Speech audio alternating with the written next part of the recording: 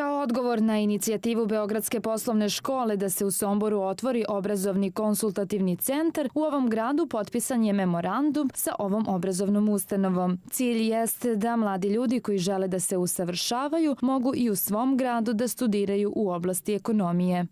Postoji potreba da našim sugrađanima mladim omogućimo da se školuju u svom gradu pod povoljnim uslovima, gde bi onaj materijalni moment koji je veoma bitan kod svih nas i roditelja te dece bio ispoštovan, da bi mogli u jednom, u smislu da sa manje novca završe visokoškolsku ustanovu. Ono nam je bitno i presudno što se odlučili za saradnju, što je to državna ustanova. Grad Sombor ima ambiciju da postane univerzitetski centar i u narednom periodu će se raditi na toj ideji, istakao je Živanović.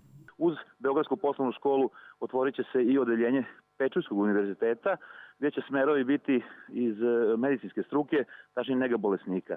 Isto pregovaramo također sa univerzitetom u Osijeku, gdje smo u pregovorima da se u Somboru otvori jedno odeljenje njihovog univerziteta, tačnije Poljoprivrednog fakulteta, kako je omogućili našim mladim sugrađanima da se školuju i na Osječkom univerzitetu i steknu diplomu, a naravno gledat ćemo da to budu oni smerovi koji se usklađuju sa osnovnom strategijom grada Sombora i planom razvoja koji smo doneli do 2020.